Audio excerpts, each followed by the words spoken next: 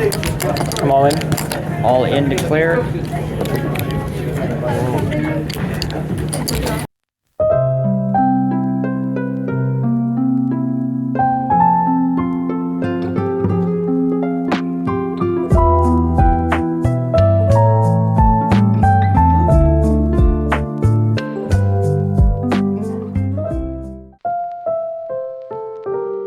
Today I have exactly 2 hours to kill and decide to head to Grand Villa to film a short session to share with you guys. I walk in the poker room, there's a seat open at a 1-3 table, so I grab chips and sit down. This hand, I pick up King 6 of clubs at the cutoff. There is a button straddle of $6. The blinds call, under the gun limps, the low jack limps, and I also decide to limp. The button checks. It's 6-handed into a flop of 3-8-6 with 2 clubs. I hit a very nice board with a pair and flush draw. Everyone checks to me, and I want to start building a pot with more callers with this high equity hand. I bet $10. Only the big blind and under the gun calls.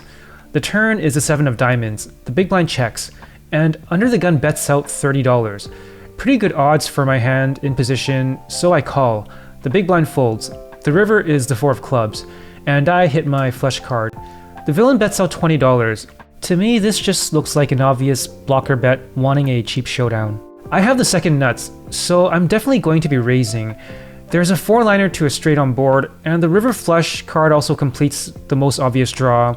The way I play this hand is pretty face up as well, so I think I need to raise really small to get a crying call if I'm looking to get paid at all, even if he happens to have a straight. I raise it to $60. The villain thinks for a while and calls. We table our hands and he shows deuce 5 of diamonds. I take this one down with a flush over a straight. This hand, I pick up pocket aces in the hijack position. Under the gun limps and the action folds to me. I raise it to $20. The cutoff and button folds. The small blind calls. The big blind folds and the action is back to under the gun, who re-raises to $100, committing more than half of his stack. I'm super thrilled to see this, but try my best to contain myself. I think the best move here is just to put the rest of the villain stack in. The small blind is almost always folding here. I go all in. As expected, the small blind folds and under the gun puts in the rest of his stack. The board runs ace, queen, 6, king, 9. I just table my hand. My aces is looking pretty good here with top set. The villain shows pocket 9s. Oh my god, you pulled that trip. Wow. Holy. And I take this pot down with set over set. What an incredible start to this session. This hand, I pick up pocket 4s at under the gun +1. There is an under the gun straddle of $6. I limp. The low jack limps, the button limps. The big blind calls, and under the gun checks. I have been running hot this session. Can I keep it up? It seems like the answer is yes when the flop comes ace queen 4 rainbow, and I hit bottom set. It seems like nothing can go wrong here. Everyone checks to me, and I bet out $20. So much value to be made here from an ace or a queen. Only the button calls. The turn is a 6. I continue betting for $40. The button calls again. The river is a 5, which is essentially a brick. I'm pretty certain my set is good here and just want an ace to pay me off one more bet. I decide to bet half pot for $75, hoping the villain could make a side call with an ace. To my surprise, the villain goes all in. Let's see, there's no way he hit a straight calling to the river. He can't have pocket queens or pocket aces just limping on the button when there were 2 limpers before him. His most likely hand is a weird 2 pair with an ace, or maybe even limped with ace queen. Should be a pretty slam dunk easy call, right? I call and table my hand. The villain shows pocket aces. Well played, sir. And there goes what I thought was going to be a heater. After a bumpy up and down roller coaster ride, I pick up pocket aces again. I am in the low jack position. There is a button straddle of $6. Both of the blinds call. Under the gun +1 raises to $30. The middle position folds, and I 3-bet to $80. The small blind calls, and +1 calls. I'm in position in a good spot with aces. I'm cognizant of the fact that my stack is close to pot size, so just give me a relatively dry board and I'm ready to go all in on the flop. The board comes 4 Jack 7 rainbow, exactly the type of board I was hoping for. The small blind leads out for $80, plus 1 folds. His leading out is a bit surprising, but my plan doesn't change. I do lose to sets here, but pocket 7s or pocket 4s calling $80 is not super likely. I think I'm mostly expecting to see queens or kings or maybe jacks or ace jack suited here. I go all in. The villain calls. The board runs pretty clean. Seven. All right. You have another set of sevens? What's up for us? I got aces. You probably have king jack, something like that. Player shows aces. And we table our hands. The villain shows 5-6 offsuit, and I take this one down. At this point, I decide to go to Starbucks, which is right outside the poker room, to grab my favorite seasonal drink, which is the Apple Crisp Oat Macchiato. This is my second one of the day, and I just couldn't help myself. Back to the table. I pick up Queen 10 on the button. I think my image is very tight and solid so far, since I have been involved in 4 pretty big pots and always showed down with big hands.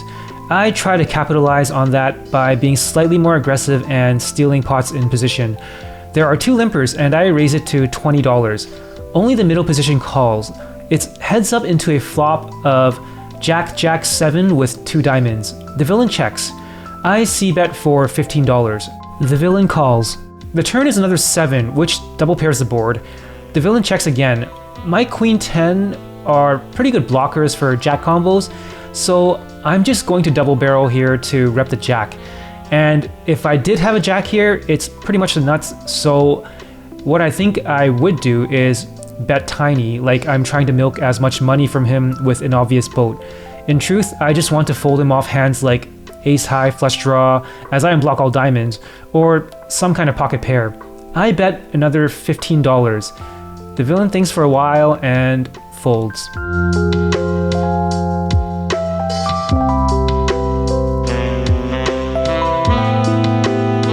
This hand, I pick up 4-5 of diamonds. I am at the low jack position. There is 1 limper and I raise it to $15. Only the big blind calls. It's heads up into a flop of ace 7-3 with 2 diamonds. The villain checks. This is a pretty great flop for me as I hit a double gutter and a flush draw. I can also rep the ace as well, as I was a pre-flop raiser. I c-bet small for $10. The villain calls.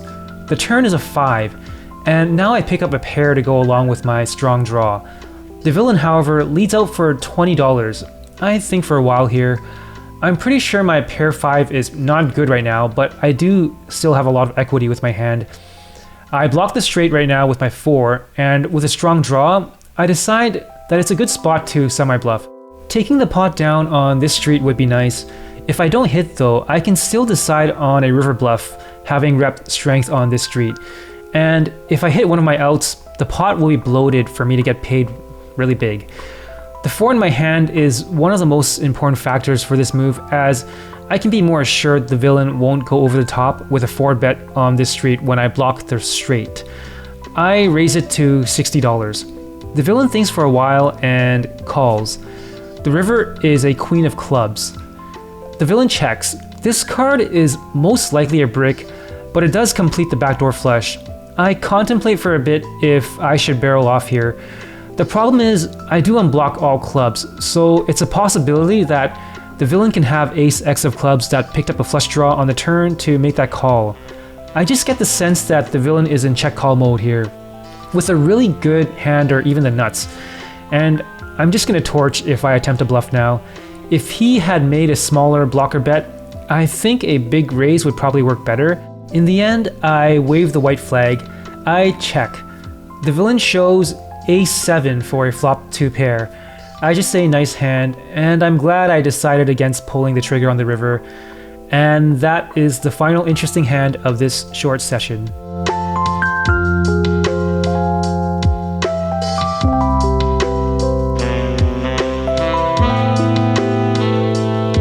Earlier this day, I was at Steveston Village with my wife and a friend, trying out this place called CHJ Bistro for lunch.